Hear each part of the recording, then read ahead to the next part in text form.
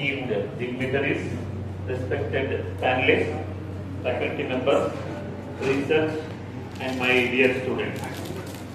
It gives me immense pleasure to welcome you all to this panel discussion as part of the one-day National Conference on Financial Inclusion as a pathway to gender equity shaping national priorities. This event is organized by the Department of Commerce.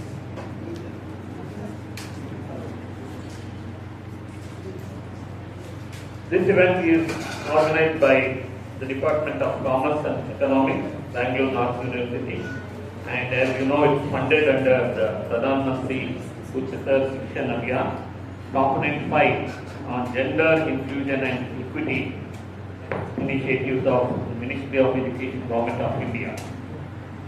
Now, to set a context, ನಮಗೆಲ್ಲರಿಗೂ ಚೆನ್ನಾಗಿ ಗೊತ್ತಿದೆ finance ಮತ್ತೆ successful human being definitely needs some financial achievement.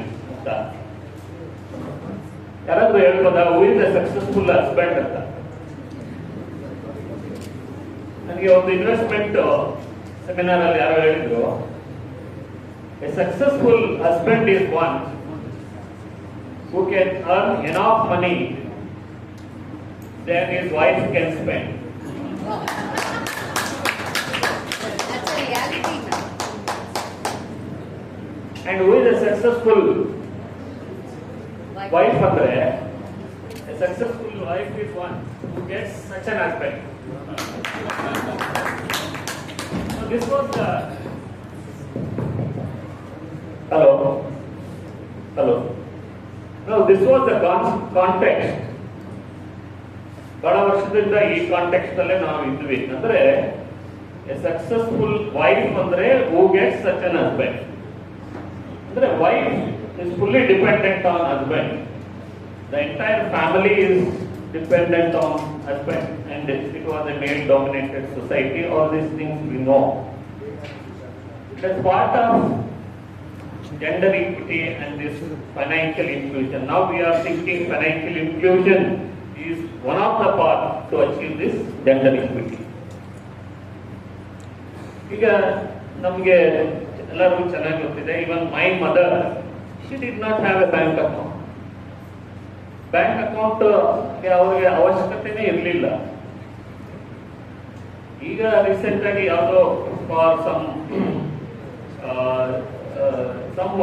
Requirements bank account ಮಾಡಿದ್ದಾರೆ. ಆಗ ನೋಡಿದ್ರೆ most of ನಮ್ಮ generation ಪೇರೆಂಟ್ಸ್ಗೆ bank ಅಕೌಂಟೇ ಬೇಕಾಗಿರಲಿಲ್ಲ. ಅದರಲ್ಲಿ ಅವರ mothers and they never stepped into the bank. Many of our mothers bank ಹೇಗಿದೆ ಅಂತ ಅದ್ರ ಒಳಗಡೆ ಹೋಗೇ ಇರಲಿಲ್ಲ. ಈ ತರದ ಒಂದು ಪರಿಸ್ಥಿತಿಯಿಂದ today as Ramakrishna sir spoke, a lot of drastic changes in quantitative terms has happened.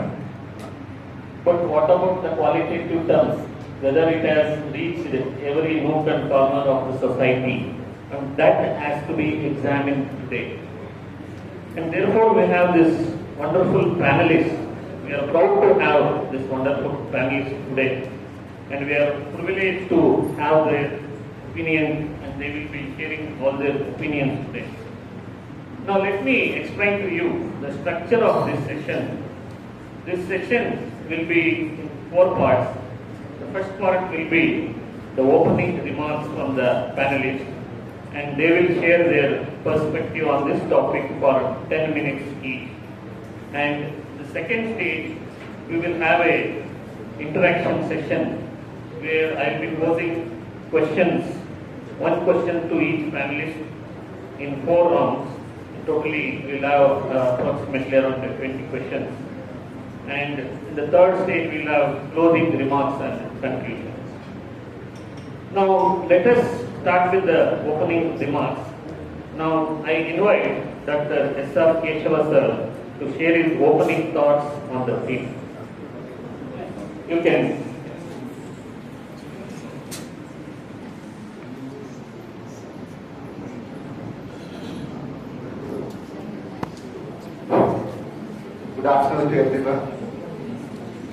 ಎಲ್ಲರಿಗೂ ನಮಸ್ಕಾರ. Respected co-panelists, with Brother Mr. Manjunath, another one there in the form of Harisha sitting over there, Divyashree Hegde, leaders there, all invitees and student friends. Very happy to be part of this. And much of the things have been already discussed. But let me touch again my view in another 5 or 6 minutes. Because of the time scarcity, I do know lunch is also waiting for all of us. So India, in order to becoming Vikasit Bharat by 2047, the most important thing is inclusive growth. In order to attain inclusive growth, the most important foundation is financial inclusion. In order to obtain the financial inclusion, again the most important one among them is opening an account. It's fair enough when Narendra was telling us, our mothers did not have the bank account because no one told about the bank accounts and the advantages to the mothers. And we kept them captive in the one name or the other. We kept on telling them, Mangalore Mahalakshmi Uttanto, Tali Andre, ಭೂಮಿ ಸುಳ್ಳು ಹೇಳ್ಕೊಂಡ್ರೆ ನಾವು ಅವ್ರಿಗೆ ಏನನ್ನೂ ಕೊಡದೆ ಕಾಪಾಡ್ಕೊಂಡು ಬಂದ್ಬಿಟ್ಟಿದ್ವಿ. We did all this. But the fact is, they deserve all those things that which men enjoy. But somehow, because of the basic societal structure, I keep on telling this, more a country is underdeveloped, more the non-economic factors play a crucial role there. And these are all few examples for all that. This male dominance, the hierarchy, these kinds of things will be there in every individual's house. So in case if we really want to become Vikasit Bharat, the first foundation stone has been achieved now, financial inclusion through bank accounts is done. And as Professor Ramakrishna was rightly pointing it out, financial service, when you speak of it, that has to be there. Otherwise, it will stop there and we cannot enjoy the real fruits of financial inclusion. In order to obtain the real fruits of financial inclusion, then yes, first is the bank account, then the next. Now probably the stage is set. Now we can see that all of them will enjoy the rest of it. Recently we did one project on ICSSR on this same topic. So I will share few of the data and stop my opening remarks on that. So basically, when we speak of the financial literacy programs, we asked the beneficiaries, it was in 3 states, one is Karnataka, the other was Rajasthan, the other one was West Bengal. We did inquire whether beneficiaries, we choose 950 as the sample size based on the random sampling. So when we asked the women respondents, have you ever felt that the literacy programs had enriched you? Then they said, first, we will tell you, it is inadequate. So 28.9% of women felt that the participation has not enhanced their financial literacy. And men, when we spoke to the men, they said 71% of them said, no, we are benefited by it. Now, who is giving this? Okay, fine, if Ramakrishna or KESHAVA go to the camps and give, and say if Divyashree go and give the same knowledge, there is not a difference. So probably then, the Divyashree should all come forward, and of course, all of us. And that is where the change will happen. Of course, when we speak, it doesn't, I'm not saying it doesn't, the result is here, only 28.9%. So if more of them, if we train them and if they go and meet the beneficiaries, then probably more inclusivity will be there. And how many using the digital apps in our beneficiaries actually? Maybe same but in case of India also. So 74% men said yes, we are using it. Only 40.6% females said if we are using digital payment apps. And Aadhaar enabled payments, more females prefer Aadhaar enabled or biometric enabled payment systems. Female it was 72.2%, whereas men it was 52%. Because we are happy with QR codes, but women hesitant still when you see this data. And few more facts, if I just want to bring to the notice. Self-operation, right? Many of the beneficiary women, when we are speaking to them, they said, my grandson cheated me. when I sent him to get the money, he just drew more money but gave me only 500 rupees. He said only that much is there. These kinds of things they are saying to us. So the self-operation, how many of you just go directly to the bank and withdraw the money? Then, only 36.9% in Rajasthan, and West Bengal it was 45%. And Karnataka around the same percentage of women said, yes, we go directly and do, but we calculate how many we don't. And then a few more important things I just wish to bring. And as I told you, women prefer the biometric-based self-withdrawals. And the most crucial one is, how many of you use the bank accounts only once in a month? Just because you're getting DPT, the change in the mindset for the women came when this DPT was linked to that. That is what even Professor Narendra was telling us. His mother now has an account because subsidies, the DPT is linked to it. Otherwise, probably even now we would not have allowed our women to open their accounts. So now, here the inclusion, when we asked them, 35% of women told we use it only once in a month. When it comes, we go, we withdraw, they give it to the males or we spend it, that's enough. And 20% said we use it twice. The rest of them, and when it compared to the men, 30% said once, again there also 30% said only once in a month, and 25% said twice in a month. That twice or more in a month. So these kinds of issues probably put us to think on this, where exactly now we have to take our part in financial inclusion. And probably that pathway should be discussed by all of us. And another important thing is, when we speak of the DPTs, this basically is the game changer. Otherwise, probably even this much of data we could not have boosted ourselves. So these are the few initial remarks. And thank you for your question. Thank you, Dr. KESHAVA sir, for that insightful opening that connected the economy, the frameworks with the gender empowerment so eloquently. So thank you very much, sir. See, literacy and the financial literacy is very, very important. We all know that. ನಾನೊಂದು ಜೋಕನ್ನು ಓದಿದೆ. 4 ಜನ ಕಳ್ಳರು ಬ್ಯಾಂಕಿಗೆ ಹೋಗ್ಬಿಟ್ಟು ರಾತ್ರಿ ಹೊತ್ತು ಒಂದು ATM machine ಕರ್ಕೊಂಡು ಬಂದ್ಬಿಡ್ತಾರೆ. ಮನೇಲಿ ಇಟ್ಬಿಟ್ಟು ಎಲ್ಲ ಕಡೆ ಹುಡುಕ್ತಾರೆ, ಅದರಲ್ಲಿ ಎಲ್ಲೂ ಕ್ಯಾಶೇ ಇಲ್ವಂತೆ. ಆಮೇಲೆ next day they came to know that was not ATM machine, it was a passbook printing. So ಅವ್ರಿಗೆ ಫೈನಾನ್ಷಿಯಲ್ ಲಿಟ್ರಸಿ ಅಲ್ಲ, ಲಿಟ್ರಸಿ ಕೂಡ ಇರಲಿಲ್ಲ. ಸೊ ಅಂತ ಒಂದು ಪರಿಸ್ಥಿತಿಯಲ್ಲಿ ನಮ್ಮ ದೇಶದಲ್ಲಿ ಬಹಳಷ್ಟು ನಾವು ಬರೀ ನಮ್ಮ ರೂರಲ್, ನಮ್ಮ ಅರ್ಬನ್ ಏರಿಯಾಸ್ ಮಾತ್ರ ನೋಡಿ ಫೈನಾನ್ಷಿಯಲ್ ಲಿಟ್ರಸಿ ಇದೆ, ಫೈನಾನ್ಷಿಯಲ್ ಇನ್ಕ್ಲೂಷನ್ ಇದೆ. ಅಫ್ಕೋರ್ಸ್ ಎಲ್ಲರೂ ಈಗ ಬ್ಯಾಂಕ್ ಅಕೌಂಟ್ ಇದೆ, ಎಲ್ಲರೂ ದುಡಿತಿದ್ದಾರೆ ಹೆಣ್ಮಕ್ಳು ಅಂತ ಅನ್ಕೋಬಹುದು. But Ramakrishna sir rightly pointed out there are so many gray areas which are still untouched, and the disparities are ತೋರಿಸಿದ್ರು. ಎಷ್ಟು ಬ್ಯಾಂಕ್ ಅಕೌಂಟ್ಸ್ ಇದೆ, ಎಷ್ಟು ಮೊಬೈಲ್ ಬ್ಯಾಂಕಿಂಗ್ ಎಷ್ಟಿದೆ ಅಂತ, ಇನ್ಶೂರೆನ್ಸ್ ಎಷ್ಟಿದೆ, ಇದೆಲ್ಲ ಹೇಳಿದ್ರು. So now I invite Professor Manjunath KR to present his opening remarks. So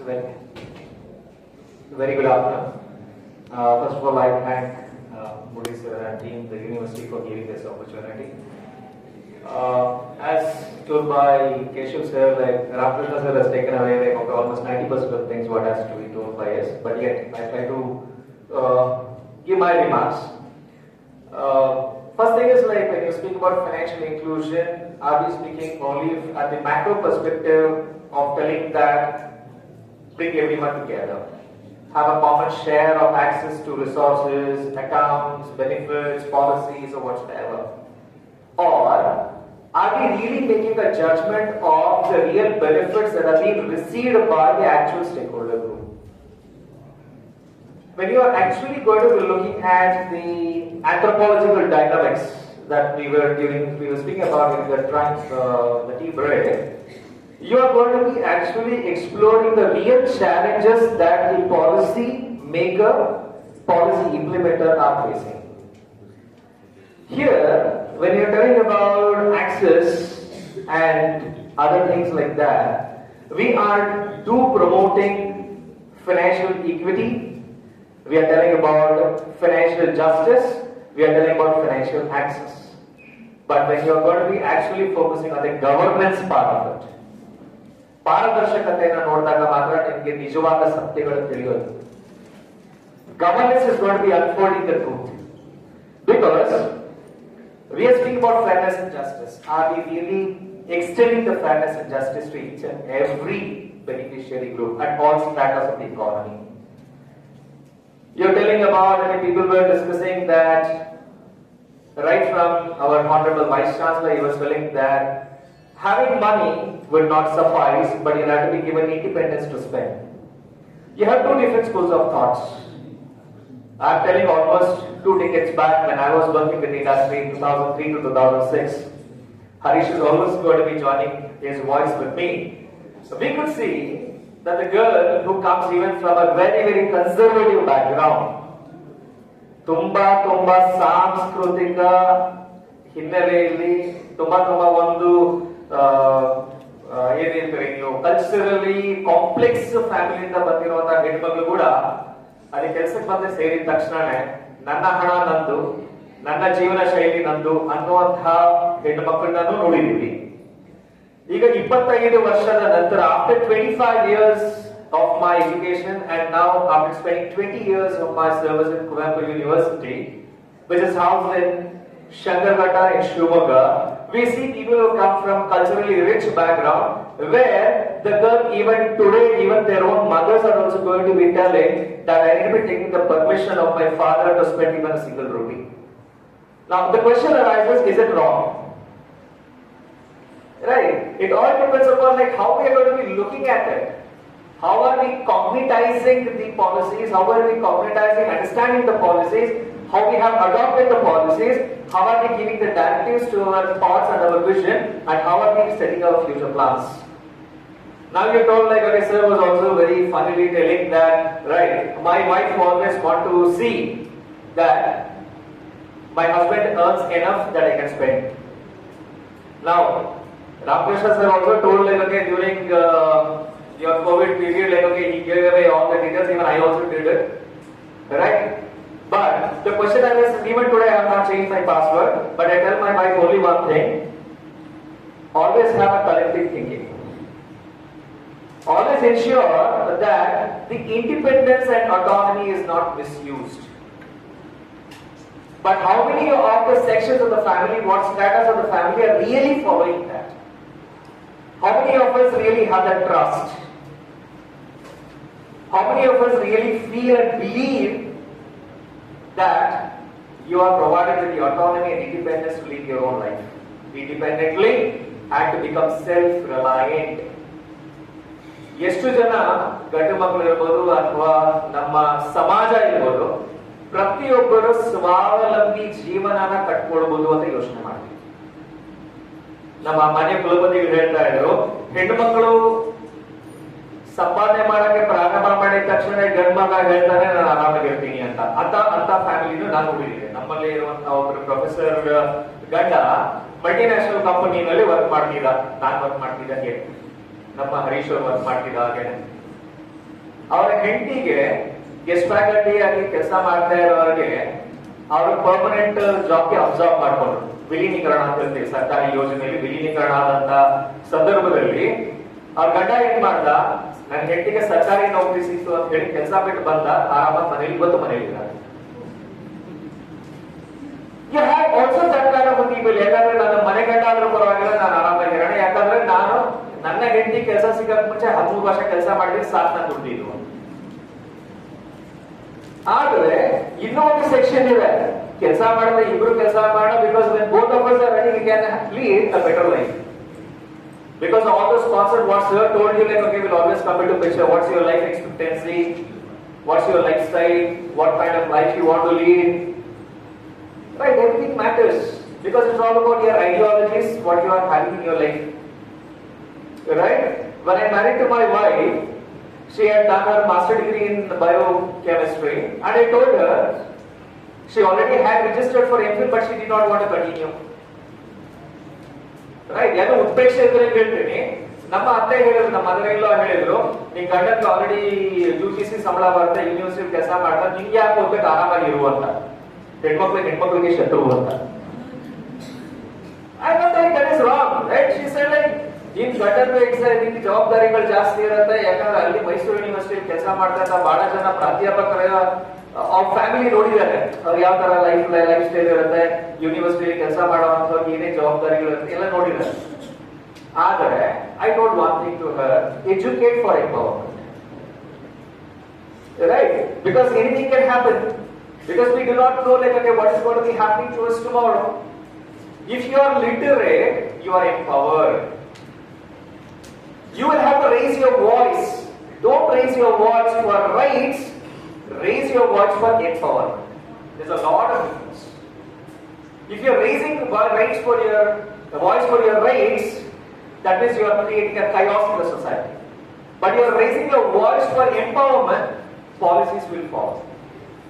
Now this is what is very very important. Now here we find there's a lot of bias. There's a systematic social bias which has to be challenged. We got to challenge them.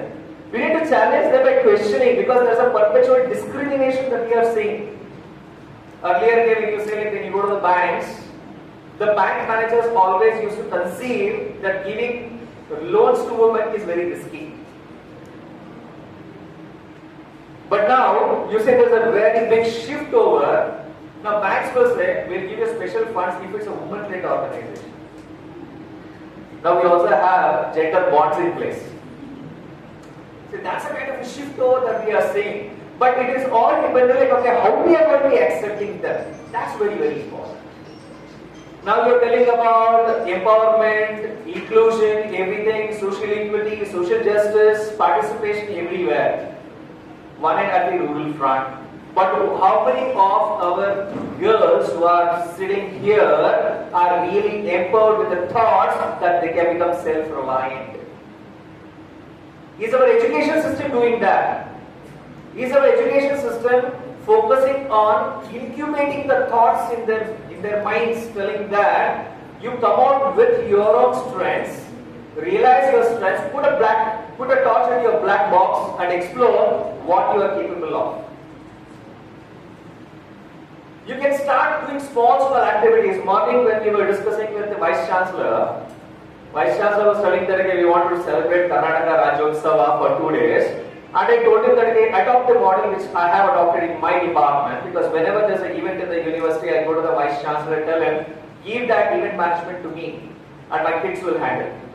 And my kids are going to be going around doing a small community engaged research. They're also focused on that.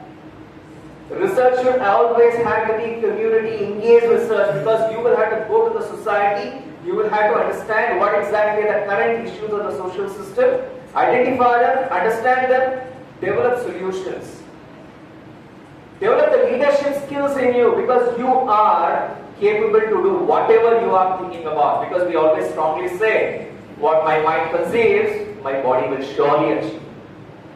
This is a kind of idea, attitudinal transformation that we need to think about. My kids will go there, do a research there, find out what's happening, what are the artisans there, what are the SHG groups there, how the SHG groups are providing for empowerment, and with those SHG groups, what are the local products they are manufacturing, they bring the products here, design the business plan, place the shops there, sell. We provide them only the facilities and the infrastructure and the kids going to make use of them and they will come out and see what kind of business prospect that they can create through their own potential. Empower them, incubate. Someone is very good in their traditional food. Promote them in such a way that they are going to be coming up with small solutions which can help them to find out what exactly the prolific business prospects that they have. These things are very, very important. Again, we were telling that there is nothing wrong with the policy here.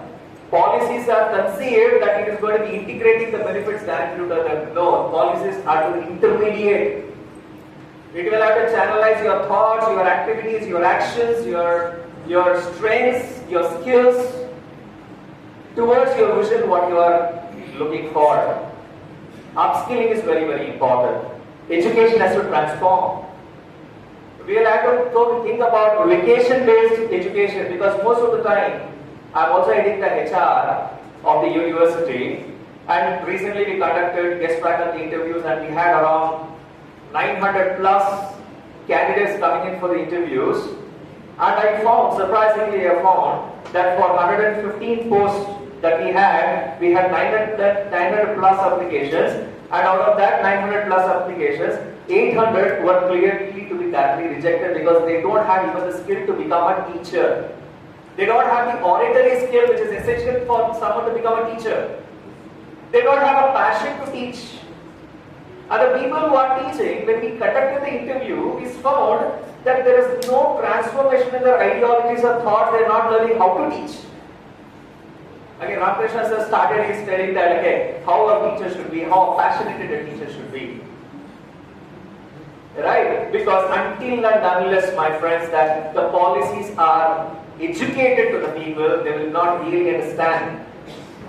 And regarding the participation for the introductory remarks, I would like to close. We were telling about women participation in governance and decision making and in policies. Right?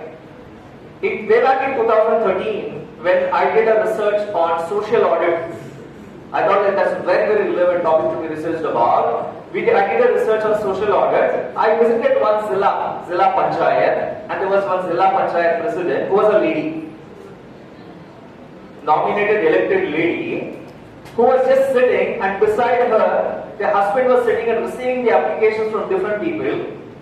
And he was screening and qualifying what has to be signed, what has not to be signed. The lady was only a signing authority. Now, isn't that again because the society or the social system is not allowing her to question something, or is it the social inhibitions that are going to be acting as a constraints? Again, the question comes back, there's nothing wrong with the policy, there's nothing wrong with the education system. Everything is wrong is how we are conceiving it, how we are executing it. And this change will have to happen at the grassroots level. We'll have to really go and study what are the factors which are causing these hindrances for us to achieve the cost of social equity, gender equity. Right? We have all rights extended to us.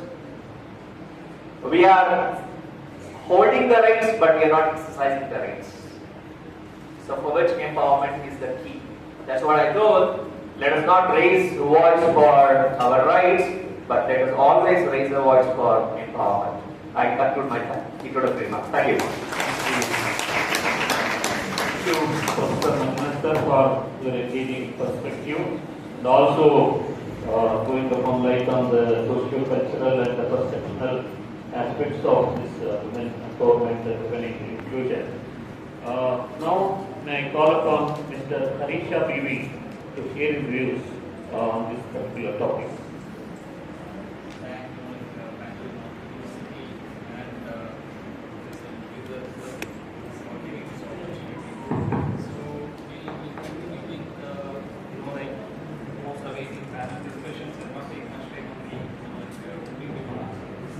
I would like to ask one question to begin with. Any idea when did this financial inclusion index started in India? Anyone? Recently, in July, RBI published 2025 financial inclusion index. But when did this start? Okay. So it started in 2021. So it's not a very old index. It's a very recent concept per se. Financial inclusion index is a relatively new concept. But definitely, if they are building an index called as financial inclusion index, they would have worked at least 2-3 years back, collecting the data, looking at the stability of the model, whether all the variables which they are considering to build an index is stable. Look for all outliers, all those, whatever statistical, applications you have to do to build an index, they would have done. So definitely on the back end, this would have started somewhere around 2017, okay, in building an index called as financial inclusion index. But if you go back, all this journal and other things started in 2024, 2015 and other things. So what I'm trying to say is, the topic is shaping national priorities. So it all begins with what is your national priority that drives all these policies. So one thing for sure is definitely there is a very, very, like broader theme, like definitely, a roadmap there, what has to be done. So there was an accounts, like which got inducted into an economy, then insurances was even, like I don't know how many of you still track, like it is hardly like 14 rupees or 1 rupee which gets debited from your account every year from your savings bank account giving an insurance. So all these base work were predominantly done until 2017.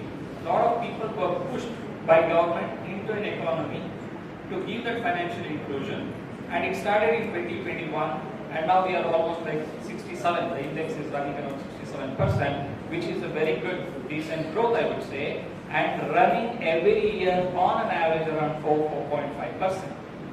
So definitely a lot more to do, as like the honorable keynote speaker was saying. India, like a country which is like made up of like 1.4 billion, like people. It takes time to reach out everyone, but definitely we are on that way with all the policies there. But with the people support, it would reach, like very, very advanced, like digital nation. One of our countries already ahead of, like most of the advanced countries. And I, as an optimistic citizen, believe that it will definitely be better in the coming years. With this, like I start next. Thank you. Thank you, Mr. Shiksha, for throwing light on the financial index and also giving your perspective on this particular topic. Finally, I invite Dr. Divyashree Hegde to give her opinion on and remarks on this topic. Good afternoon, everyone here. I won't go there. I know that your heart will skip a beat, and I'm not going to take a paper. So, what is an intellectual discourse for many men here? For me and most of the women sitting here, it's not just an intellectual discourse; it's an emotional journey too. So, when we talk about women, when we talk about their rights, when we talk about the inclusion, somewhere in spite.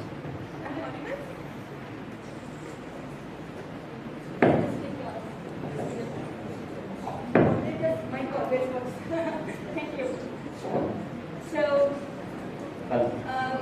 So it is an emotional journey for us.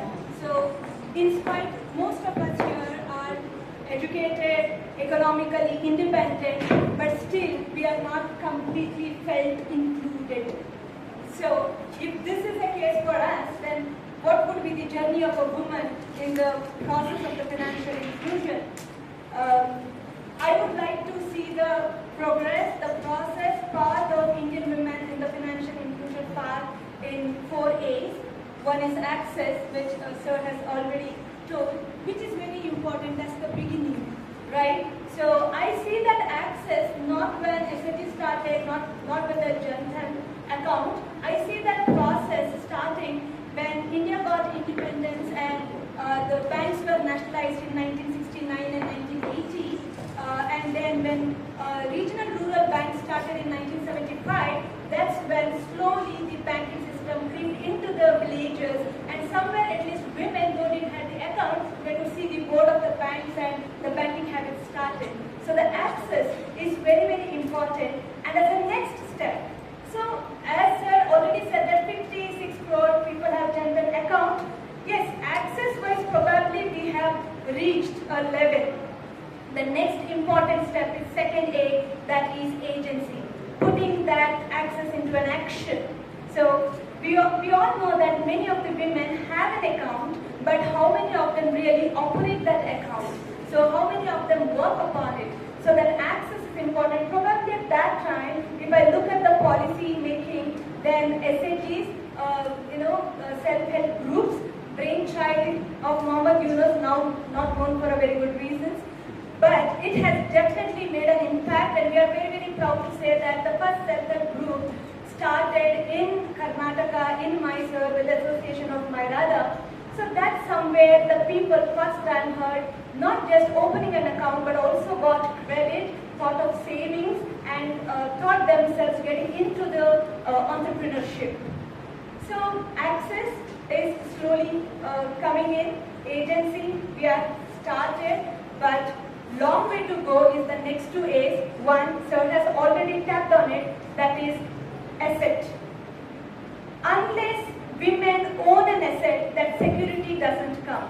So, less than 20% of the rural women own a land in the rural areas, and that too they get the ownership only in the absence of the male hired in the family most of the times. If their son is too young and they have lost their husband, then the ownership is in their name. Otherwise, when a husband dies in a rural area, she not just loses her husband, she also loses her credibility as the owner of the house too, as a second owner, as a better half. Okay, so there is so much of social, economic implication of that. So the asset building, having that security is very important. But yes, one promising note, as Harisha was saying, that I am very positive about it, that Mudra loans, though the 20%, only 20% of the women have the land ownership, Mudra loan is taken by more than 70%. So, somewhere the women, assetless women, get an opportunity to create an asset for themselves. It means that they are creating a security for themselves.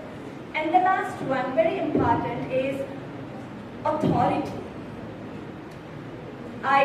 Some things should not be told aloud, but when it comes to authority, I don't know how many of us really exercise that, So authority is from just being from beneficiary to a decision maker, So authority is exercising the power that you have got, the access, the agency, and the asset becomes turns out to be an empowerment when you exercise an authority. Exercising an authority is not obnoxious attitude of any woman. Exercising an authority is a right, just like any other human being. So, one important amendment that happened in Waqf Board, that a woman representative should be there, is a welcoming note, but still I would like to conclude my opening statement saying that let a woman participation not be just symbolic, be it be systematic. Thank you so much. Thank you, Divyashree Hegde for these wonderful remarks and also highlighting the importance of the women's participation and the extent and the nature of women's participation. So we come to the end of this first round. The next round we will have questions. So before that, so on a very lighter side, ನಾವು ಈಗ ಎಲ್ಲ ಮಾತನಾಡ್ತಾ ಇದ್ದೀವಿ. ಈಗ madam ಕೂಡ ಹೇಳಿದ್ರು ವಿಮೆನ್ಗೆ ಏನು ಅಧಿಕಾರನೇ ಕೊಡ್ತಿಲ್ಲ ಇವರು, ಸುಮ್ಮನೆ ಸಿಂಬಾಲಿಕ್ ಆಗಿದೆ ಅಂತ ಎಲ್ಲ. ಒಬ್ಬ ಸೈಂಟಿಸ್ಟ್, ಐನ್ಸ್ಟೈನ್ ಅನ್ಸುತ್ತೆ, after A successful married life of 25 years, ಅವ್ರ 25th ಆನಿವರ್ಸರಿಯನ್ನ ಆಚರಿಸ್ಕೊಳ್ಳುವಾಗ ಪ್ರೆಸ್ನವರೆಲ್ಲ ಬಂದು ಕೇಳ್ತಾರೆ, what is the secret of the success of your married life? You are so happy. Please share the secret of that. And the scientist Einstein says, in the first week of our wedding, we took a decision. The decision was, all major decisions will be made by husband, and all minor decisions will be made by wife. He said that and he paused. Then the press asked, so what is great about that, and why it made your life successful or happy? Then he told, in the last 25 years, I have never got a chance to make a major decision. All decisions were minor decisions and only my wife has taken decision. Many of the husbands here, I think they will agree with this. What do you say? Okay, this was on a lighter side, but Madam ಹೇಳಿದಾಗೆ, especially more in rural areas and to a greater extent even in the urban areas, we see that the power of decision making in many areas will be given to women. But especially when it comes to the financial decisions, especially when it comes to the purchase of a property or investment and all these things, we always assume that women are not that much aware, women are not that much good decision makers, including my wife. Whenever I say I will invest in stock market and various other things, he says no. And our only two important financial assets for investment is gold and silver. Yeah. And of course, Silk sarees. yeah, silk saree also. Okay. One more addition from religious side. But of course, that decision is the right decision today because of the witnessing the gold rates increasing like anything. So, but this particular trend has been continuing. Women hold the only financial asset, that is the gold, from past many decades. So that is the only asset they are having. So they are not involved in decision making in any other investments or financial things. So with this note, we will start with the first round. And we will focus more on policy and governance. Now, my question is to Dr. KESHAVA sir. Sir, how effectively have the government schemes like the General Scheme and the Stand Up India?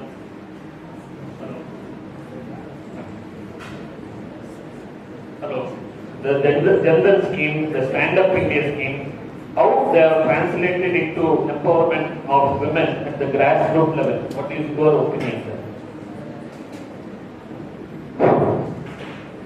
ಪ್ರಮುಖವಾಗಿ ನಾವು ಇಲ್ಲಿ ಅರ್ಥ ಮಾಡ್ಕೊಳ್ಳೋದು ಏನಂದ್ರೆ ಬೆಳಗ್ಗೆಯಿಂದ ಆಗಿರುವ discussion ಮೊದಲು ಯಾವುದೂ ಕಂಪಲ್ಷನ್ ಇಲ್ಲದೆ ಒಂದು ಮಹಿಳೆಗೆ ಅವಳ ಡಿಸಿಷನ್ ಅವಳು ತಗೊಳ್ಳಿಕ್ಕೆ ಸಾಧ್ಯ ಆದರೆ ಯಾವುದ್ರ ಮೇಲೆ ಅವರು ತಗೋಬೋದು ಅನ್ನೋದು. ನಮಗೆ ಅಕೌಂಟ್ ಓಪನ್ ಮಾಡಿರೋದಿಲ್ಲ. 79% ಜನ ಮಹಿಳೆಯರಲ್ಲಿ ಒಂದು ಅಕೌಂಟ್ ಇದೆ, ಅದರಲ್ಲಿ 0 ಬ್ಯಾಲೆನ್ಸ್ 56% ಇದೆ. ಸೊ ಹೀಗಿರುವಾಗ ಮಹಿಳೆ ಈಗ ಡಿಸಿಷನ್ ಮಾಡಲಿಕ್ಕೆ ತಾನು ಏನು ತೀರ್ಮಾನ ಮಾಡಬೇಕು ಅದನ್ನ ಮಾಡಲಿಕ್ಕೆ ಸಾಧ್ಯ ಇದೆ.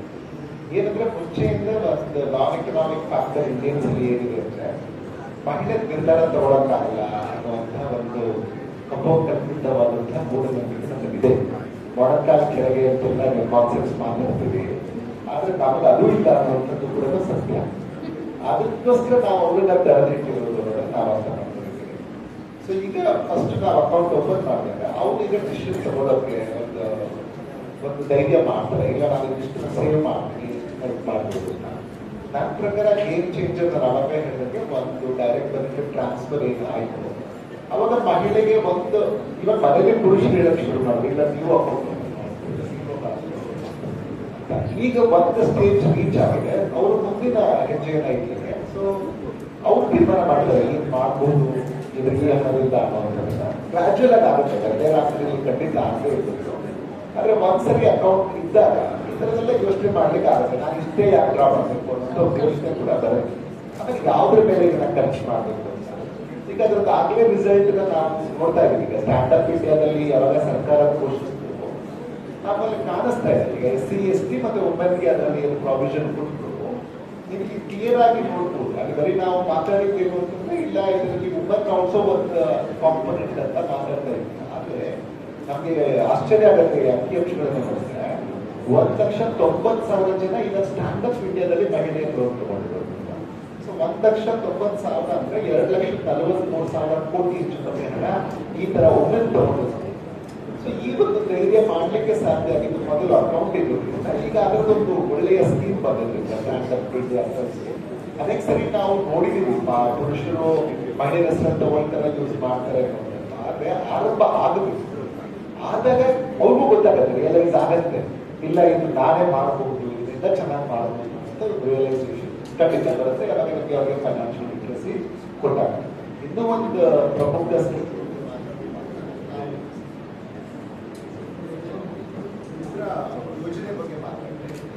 ಮುದ್ರಾ ಯೋಜನೆ ಬಗ್ಗೆ ಮಾತಾಡುವಾಗ 68% ಬೆನಿಫಿಷರೀಸ್ ಎಲ್ಲ ಮಹಿಳೆ. ಸೊ ಅದು ಇನ್ನೊಂದು ನನಗೆ ಯಾವಾಗಲೂ ಖುಷಿ ಆಗ್ತಾ ಇದೆ. ಆವರೇಜ್ ಇವನ್ ಲೋನ್ ತಗೊಂಡಿರೋದು ನೋಡಿದ್ರು 95,669 ಇವತ್ತು that's a fairly good amount. ಪ್ರತಿಯೊಂದು ಮಹಿಳೆ ಇಷ್ಟೊಂದು ಅಮೌಂಟ್ ತಗೊಂಡು ಭಾರತದ ವಿಕಾಸಕ್ಕೆ ಅವರು ಒಂದು ಪಾಲನ ಕೊಡ್ತಾ ಇರೋದನ್ನ ನೋಡಿದಾಗ ಖಂಡಿತ ಸಂತೋಷ ಆಗುತ್ತೆ. ಆದ್ರೆ ಇನ್ನೂ ಒಂದು ಅದಕ್ಕೆ ಆಡ್ ಮಾಡೋದಾದ್ರೆ, ಈಗ ನಮ್ಮ ಗ್ರಾಮೀಣ ಮಟ್ಟದಲ್ಲಿ ನಾವು ನೋಡಿದ್ರೆ ಲಖಪತಿ ದೀದಿಯನ್ನು ಸರ್ಕಾರ ಮಾಡ್ತಾ ಇದ್ರೆ ಪ್ರತಿ ಮಹಿಳಾ ಹೆಣ್ಣು ಕುಟುಂಬಕ್ಕೆ 1,00,000 ರೂಪಾಯಿ ಮಿನಿಮಮ್ ಆನ್ಯುವಲ್ ಟರ್ನ್ ಓವರ್ ಇರುವಂಥದ್ದು, ಆನ್ಯುವಲ್ ಖರ್ಚಾಗುವಂಥದ್ದು, ಇದೆಲ್ಲವನ್ನ ಯೂಸ್ ಮಾಡಿಕೊಂಡು ಜನರನ್ನ ಯೂಸ್ ಮಾಡಿಕೊಂಡು ಅವ್ರು ಮಾಡ್ತಿರುವಂಥ ಡಿಸಿಷನ್ಸ್ ಇಂದ ಸಾಧ್ಯ ಆಗಿದೆ ಇರುತ್ತೆ ಮಹಿಳೆಯರು. ಅದು ನೋಡಿ ಈಗಾಗಲೇ 1.5 ಕೋಟಿ ಜನ ಲಖಪತಿ ದೀದಿ ಸಾಗಿದ್ದಾರೆ. ಈಗ ಸರ್ಕಾರ ಹೇಳಿದ್ರೆ ನಾವು 2-3 ಕೋಟಿ ಈ ವರ್ಷದಲ್ಲಿ ಮಾಡ್ತೀವಿ. ಸೊ ಇದೆಲ್ಲ ಒಂದು ಗ್ರಾಜುಯಲ್ ಚೇಂಜ್ ಆಗ್ತಾ ಇದೆ ಅಂತ ನನಗೆ ಅನಿಸುತ್ತೆ. ಹಾಗಾಗಿ ನಾವು ಸ್ವಲ್ಪ ನಿಧಾನವಾದರೂ ಸದೃಢ ಹೆಜ್ಜೆಯನ್ನ ಮಹಿಳಾ ಸಬಲೀಕರಣ ಕಡೆಗೆ ಇಡ್ತಾ ಇದ್ದೀವಿ.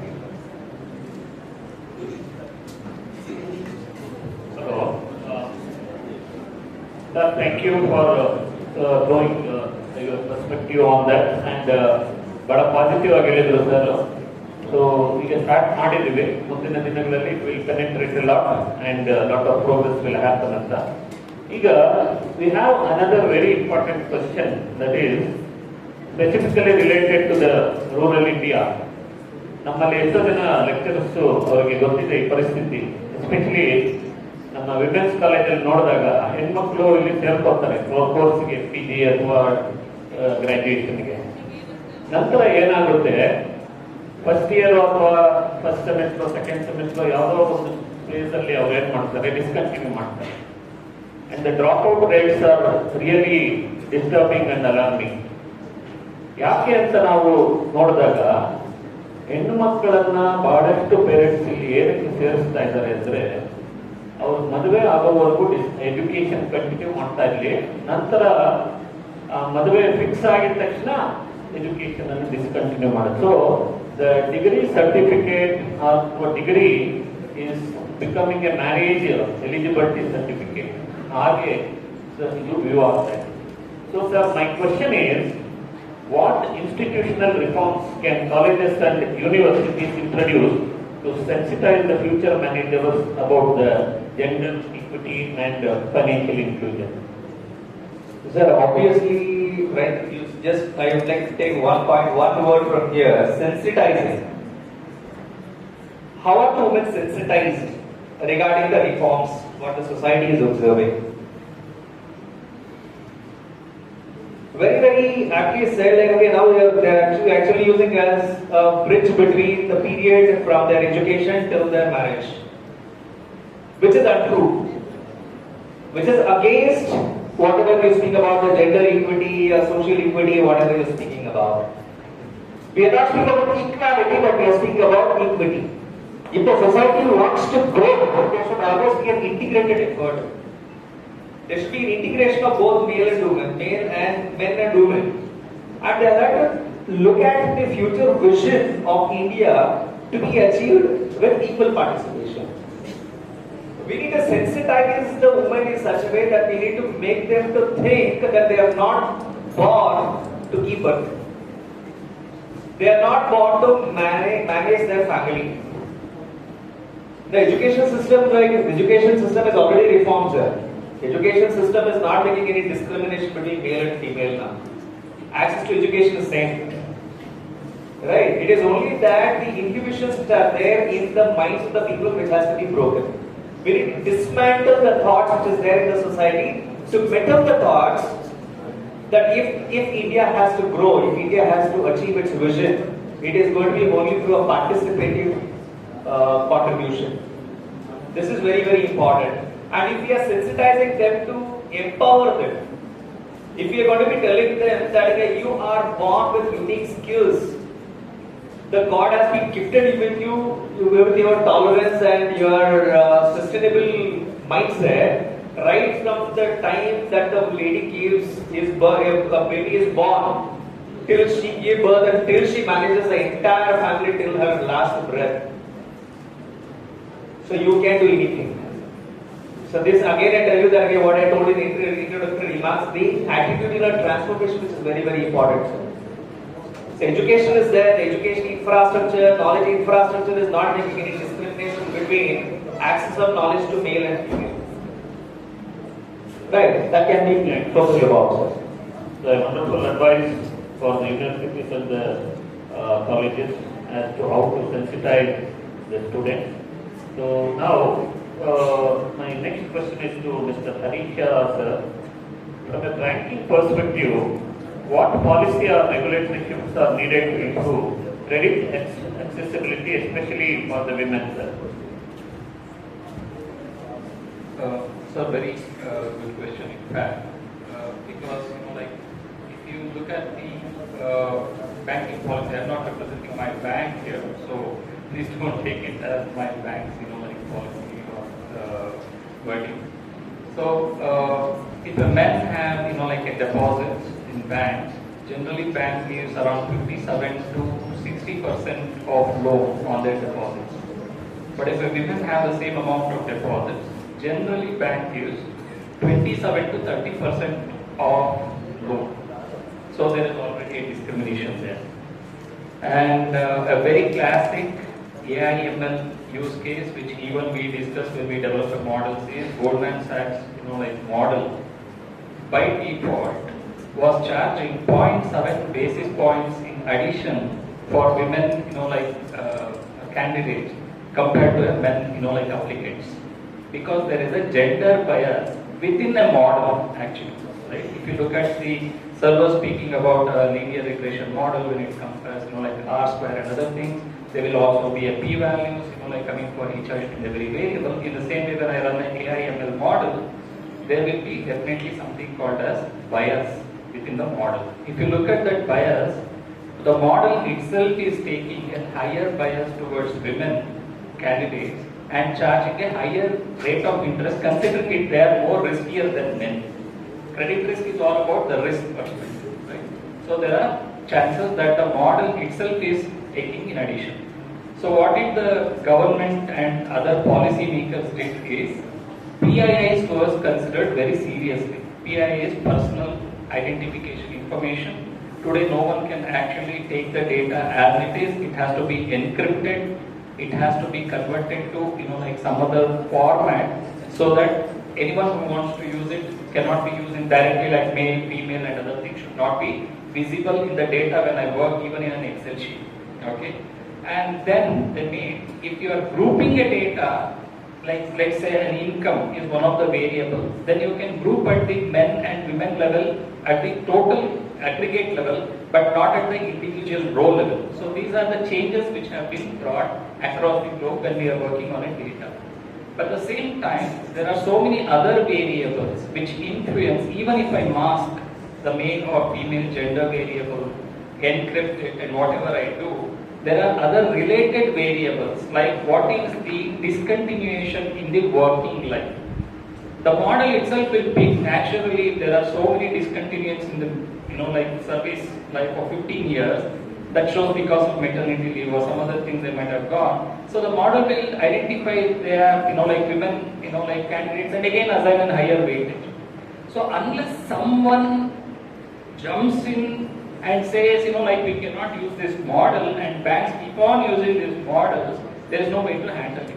So one level of data masking, description, encryption is required, and the government level definitely the data disaggregation is required. Group the data, study, understand what rate should be given.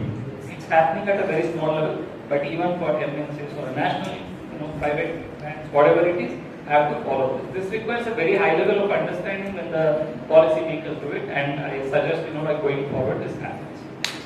Thank you, sir. Thank you for giving the industry overview. Now I ask Dr. Divyashree Madam as to, we already have financial literacy programs, but they are general literacy programs. So how can financial literacy programs be made more gender responsive and culturally relevant? Okay. We all need to understand one thing first. Before comprehension comes the confidence. Taking loan, we do a lot of technical sessions to women, how to calculate simple interest, how to calculate compound interest. If you take interest of 5,000 rupees, then what would be, if you take loan of 5,000 rupees, what would be the interest? All this comprehension comes later. The first is the confidence. Women find it difficult to go to a bank, meet the people, because the language that bank speaks, the woman is not able to understand that. So I have seen in SBI, okay, in Bangalore, not even in the rural areas where I go for a data collection, when a clerk decides to leave, get transferred, he would say, next week I'm not here. I have seen at least 5 or 6 women saying, who will come to your place? Because they're scared. Because this clerk would write their challenge, right, DD. So now they're scared to go to another person and ask for it. See, confidence is something important. Where does it come? Education plays a very, very important role in this. That in our schooling, with 11, 12, 13 years of schooling, even the students who have completed their graduation in commerce won't be able to write a challan in bank because we don't have a hands-on experience. Everything that we have studied in the textbook doesn't look like when you go in.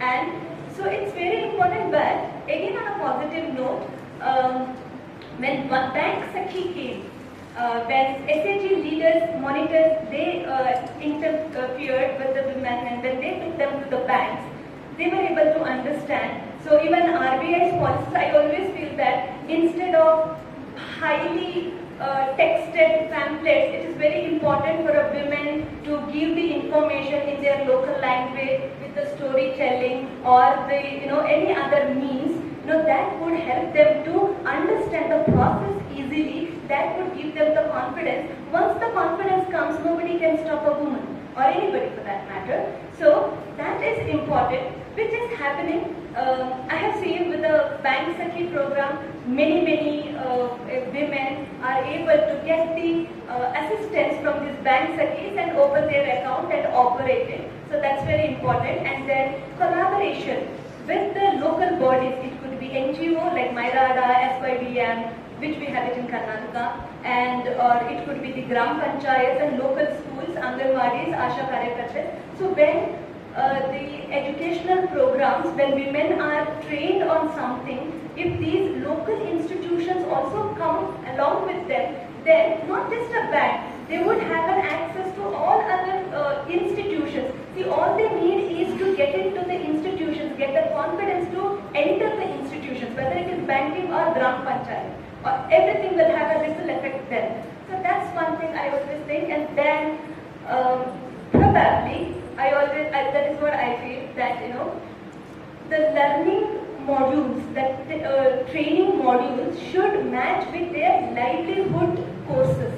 So if there are Jenu Kurbas from Chamarajanagar or Kodugu, they should be taught how they can sell their honey with the usage of the banking facilities that they have got. So the learning module and the livelihood modules cannot be disintegrated or separated, but they should be combined together. In that, then a woman will get the confidence, also the comprehension to be a part of the larger banking system. So I think that the society bank training module should speak the language that women in, not the operation that bank is in. Thank you. Thank you, madam, for your perspective. Actually, we are planned for 4 rounds. Now, because of the time constraints, we will restrict to just one more round. So we'll have only next 4 questions. Sir, KESHAVA sir, we all agree that there are many cultural norms in our society that will discourage the women from managing finances independently. So, how do you think that the policy makers can address this issue?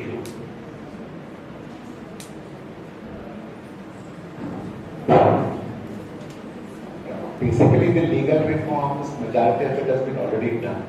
When they speak of the non-discriminatory laws, which gives the women the equal right, the economic resources, property, everything is already done. Even the Americans also it is given.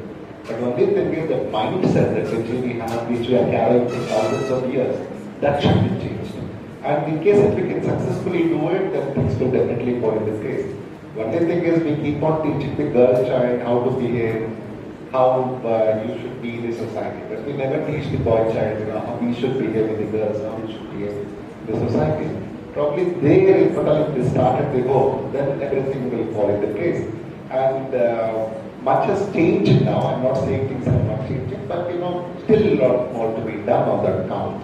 And when we're speaking for the targeted financial education for women, that is much more important in the need of the other.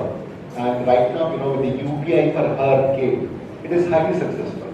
Relative when you compare with the earlier data with the present after the UPI for her has come. So the backing happens, so the women is gradually increasing. It's not that it has been almost in this standstill. It is increasing. And there's digital literacy. When thanks to all the experts here, they are saying they are also doing their bit to do it. And even Professor Ramkrishna was telling to do the reels as given in and do it. Even that's a very good suggestion. Like that, we can break these barriers and see that we can move in. And moreover, the community engagement along with these reels and everything, the large awareness that should start from the home. Probably Indian house all have this idea of how to save. Basically, it's there in their blood itself. But only thing is, we don't give that freedom for the woman to utilize that energy, that untapped potential which the woman is having, that which we are not doing. Because even when the banks were not, when the accessibility was not there for the woman, she used to save in the kitchen, a lot of boxes. I've seen my mother doing it, I've seen my grandmother doing it. So, but now when you allow them to utilize the bank and when you give them the financial literacy, probably they can do it in a much better way. So this is the beginning. I strongly feel that India in another 5 years will change in place and much will be intact at that point of time. Thank you. Thank you, sir. Manjunath sir, you know that there are a lot of local financial institutions, and can you suggest some community-based models which can strengthen the women's participation in these financial institutions? So primarily, like I already told a few minutes back, that we need to focus on community-engaged research. Primarily, the education system will have to focus on developing innovative thoughts among the people. So we need to create the education system as an innovation hub. So where these people are going to be coming out with talents, and we need to have focus on talent-based finance. Because everybody is good, because we need to come out of conventional credit mechanism, right? Like talent, like fund. And moreover, we need to democratize the educational system. So we need to focus on programs like, okay, study now, pay later. So we will like, okay, what do we have a larger incumbents of people coming into the higher educational system. And now the higher educational institutions will also have to focus on integrations. Like for example, we have Harish. I can integrate with Harish and see what those future leaders are, future employees are. We need to develop talent-based workforce for future. We need to make them ready for future. So this kind of an attitudinal transformation that we can bring into the educational system and the way they are going to be imparting is going to be having a major shift in the way the person or woman is going to be perceiving the future. And moreover, rather than focusing again on the credit mechanism, interest rates, like my friend Divya was rightly telling, rather than just slightly shift over from that and rather than clearly telling them, okay, how we need to try and calculate simple interest and compound interest, we need to inculcate confidence in them and tell them that, okay, you think highly. Right, we need to just bring in that kind of ideology in their mind. Like we need to have the Walt Disney says, walk towards the moon, at least you can land up and stars. Though we are having conservations, we should never allow the kids to have complacencies in their thoughts. Focus on those institutions, like tell them that okay, go for talent-based funding. Don't focus on interest, rather than focus on income sharing. I could suggest, okay, we can suggest the institutions to go for ISA, income sharing agreements. Right, where like, okay, that income gives a lot of impulsion in them, because if you're going to be appraising a proposal by them, telling them that okay, whether it is technically feasible, economically feasible and others, you tell them that okay, what exactly is going to be expected future, okay, what exactly is going to be proliferated growth in future. And if you have a very good thought, if you have conducted a community engaged research, you know what exactly is the real potential of the social system there. Come out with your thoughts, come out with your programs, come out with your profile, and I will give you fund how much ever you require. I don't have any kind of yardsticks or the maximum benchmarks I'm going to be setting. this kind of reforms or policy reforms are very, very essential if we are going to be looking at Vision 2030, and if you want to come out and break all the shackles of economical barriers that we have. We more have a value-based, culture-based barriers rather than potential-based barriers. Our potentials are shadowed because of the conservations that the people have today. If we break those shackles, sky is the limit for India's growth. That's what I want to propose. Right. Sir, we know that the contribution of private sector banks, the microfinance institutions and the self-help groups are very huge in the financial inclusion. Can you throw light on how it can be restructured to enhance long-term financial sustainability? Every bank definitely will have certain fund for CSR activities and other things. But apart from that, I feel there should be a target which is set at the metrics which which government is tracking at least. So if I go back to the basics with my open remarks which I did, the index, there are three parts of index. One is the access, one is usage, and another one is quality. Now, why the index is growing only at the rate of 4%, not at 8 or 10%, is not because of the first aspect of the index, which is access. Access is being given, they're having all types of self-help groups, facilities, and other things. But the usage and the quality, in quality, all the other psychometric, behavioral aspects, learning, literacy, everything comes over there. So there, the government has to identify this is pulling down an index year after year. Why it is not allowing the index to grow at some 8 or 9%? Because the reason is the first aspect is access, which is completely driving, faster. But the usage and quality is pulling down an index. So more efforts have to be done by all, private sectors, NGOs and others to push that, index, slightly up. So that is where, the quality training programs, associating, self-help groups to some federations, and not restricting just to farming, making them, come out of the farming and come up with some non-farming, self-help groups. It may be textiles, it may be, data entry jobs, all these are upcoming actually. Farming was a traditional one, there are a lot of, federations. There can be a milk federation, every village, they collect milk and go and give it, and all these are fine. But now the latest generation requires some other type of federations, more digital federations, literacy in terms of data entry jobs for, self-help groups. That can also have a federation and that can also lead to an income. So today the problem is everyone has an account. The turnover is very high. There, every month some amount is getting deposited, but the entire amount by end of month is withdrawn. So end of the day, when you calculate an average in an account, it will be still very less. So what is the next step? An account should grow in the sense savings have to improve. So how the savings will improve just by not putting the money into an account, but a consistent, top up has to happen. That government cannot do it, government can facilitate, but NGOs, private banks, self-help groups have to do more here, more literacy have to be brought in. Income has to consistently get generated, should convert into savings, then further investment. Then insurance, pension and all other qualitative terms will get covered and the index will go on. So, thank you, sir. My last question is to Madam. Madam, we know that there are a lot of narratives around women, especially the negative narrative saying that women cannot effectively manage finance, women is not capable of handling all these things. So how can we change this narrative through education and advocacy? Those who are saying true will have to live with them. I didn't say anything. Yes, it is a narrative. It need not be the fact. It is a narrative. I just want to conclude with, I know it is 2:30 lunchtime. One thing, as Keshav sir has clearly identified, inclusion is not about the credit, it's about the mindset.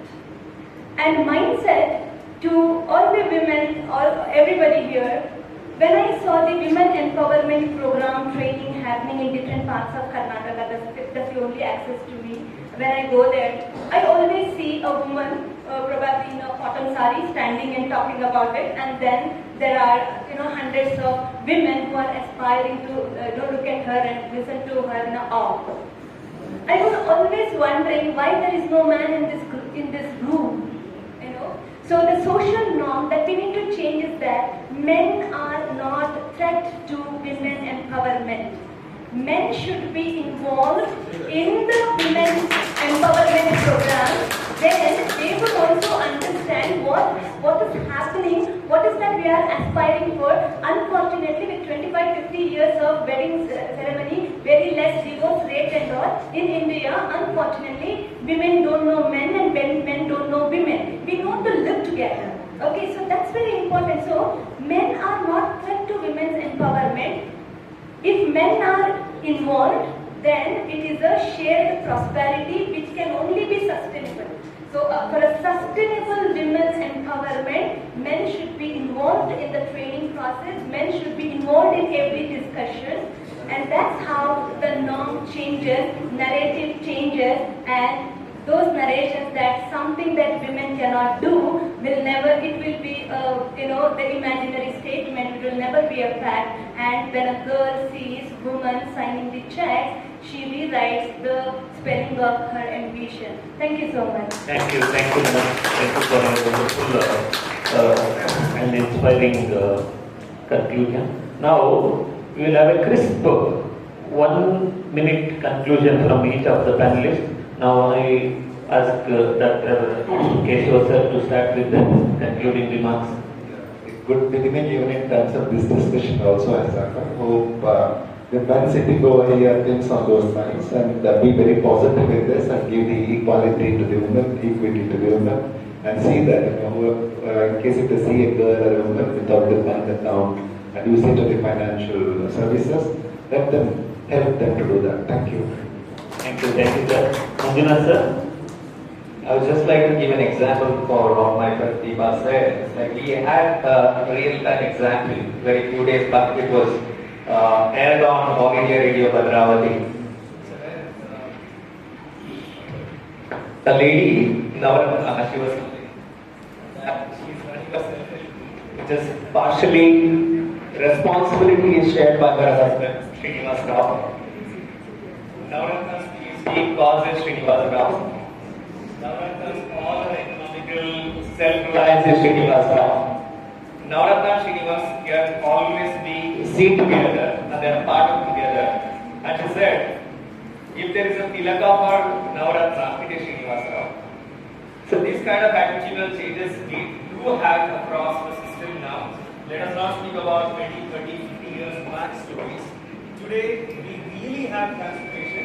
We need to steer the transformation for us to achieve what we should want. Thank you, sir. Over to Harish sir. Yeah, so concluding remarks is like financial inclusion is the need of the day, not financial intimidation by the banks. Right? If you start asking them, come out to the bank, use that proof, this proof, sign over here, that this won't work, right?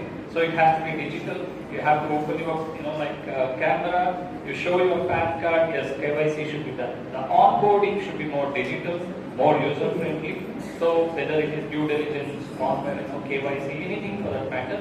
So it should be more user friendly, not the intimidating way, and that would be the key to it. Okay, thank you, sir.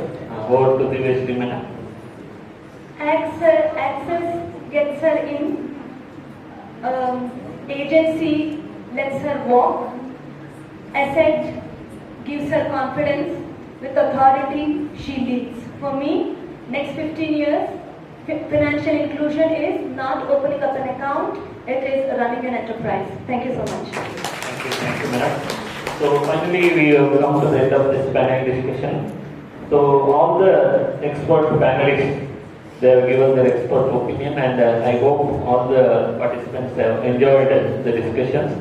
I will conclude this by a famous Kannada poet Kagga D.V. Gundappa ಅವರು ಹೇಳ್ತಾರೆ, ನಮ್ಮಲ್ಲಿ ಬಹಳಷ್ಟು ಅಸಮಾನತೆಗಳು ಇದಾವೆ. ನಮ್ಮಲ್ಲಿ ಯಾವುದೂ ಕೂಡ ಸಮಾನವಾಗಿಲ್ಲ. ಇದು ಎಷ್ಟೇ ವರ್ಷ ಆದರೂ ಈ ಅಸಮಾನತೆ ಹಾಗೆ ಇರುತ್ತೆ. ಅವರೊಂದು ಕಗ್ಗ ಹೇಳ್ತಾರೆ, ನರದ ವಕ್ರ ಸ್ವಭಾವಗಳ ಗಣಿಸುವುದೇಕೆ, ಗಿರಿ ಕಣಿವೆಗಳ ಗಣಿಸಿ ರೋಷಗೊಳ್ಳುವೆಯೇ, ಸುರೆಗಳ ಪ್ರಿಯಲಿ ಸೋದರರಂತೆ ಕಾಯುವ ಅರಿತೊಕ್ಕು ಸಾಧ್ಯಕ್ಕೆ ಮಂಕುತಿಮ್ಮ ಅಂತ. ಹಾಗಾದ್ರೆ ನರರ ವಕ್ರ ಸ್ವಭಾವಗಳನ್ನ ನಾವು ಎಣಿಸಿ ಅವ್ರ ಮೇಲೂ ಇವ್ರ ಕೀಳು, ಅವ್ರ ಕೈಯಲ್ಲಿ ಆಗಲ್ಲ, ಇವ್ರ ಕೈಯಲ್ಲಿ ಆಗುತ್ತೆ ಅಂತ ಹೇಳೋದು ಬೇಡ. ಗಿರಿ ಕಣಿವೆಗಳು ಸಮವಾಗಿರುತ್ತಾ? ಬೆಟ್ಟ, ಗುಡ್ಡ, ಹಳ್ಳ, ದಿಣ್ಣೆ ಎಲ್ಲ ಇರುತ್ತೆ. ಅದನ್ನು ನೋಡಿ ಸಂತೋಷ ಪಡ್ತೀವಿ. ಆದರೆ ನರರ ಸ್ವಭಾವಗಳನ್ನು ನೋಡಿ ನಾವು ಅಸೂಯೆ ಪಟ್ಕೊಳ್ತೀವಿ. ಅವನ ಹಾಗಿದ್ದಾನೆ, ಇವನಿಗಿದ್ದಾನೆ ಅಂತ. ಸೊ ಇದೇ ನಮ್ಮಲ್ಲೂ ಕೂಡ ಆಗ್ತಾ ಇರೋದು, ಈ ಒಂದು ಡಿಸ್ಕ್ರಿಮಿನೇಷನ್, ಡಿಸ್ಪ್ಯಾರಿಟಿ. ಸೊ ಇದನ್ನೆಲ್ಲ ಬ್ರಿಡ್ಜ್ ಮಾಡಬೇಕು ಅನ್ನೋ ಒಂದು ಉದ್ದೇಶದಿಂದನೇ ಇವತ್ತಿನ ದಿನ ಒಂದು ಈ ಪ್ಯಾನೆಲ್ ಡಿಸ್ಕಷನ್ ಅನ್ನು ನಾವು ಆರ್ಗನೈಸ್ ಮಾಡಿ. So the wonderful panellist have their given wonderful comments and they expressed their opinion. I thank once again all the panelists for their wonderful discussion, and I also thank all the audience. ಇಲ್ಲಿವರೆಗೂ ನೋಡಿ full ಹಾಲ್ ತುಂಬಿದೆ. So wonderful audience ಇದ್ರು. ಅದರಿಂದ ನಮ್ಮ ಪ್ಯಾನಲಿಸ್ಟ್ಗಳು ತುಂಬಾ ಉತ್ಸಾಹದಿಂದ ಹೆಚ್ಚು ಮಾತನಾಡಕ್ಕೆ ಸಾಧ್ಯವಾಯಿತು. So thank you all participants, thank you all dignitaries, thank you all panelist, thank you.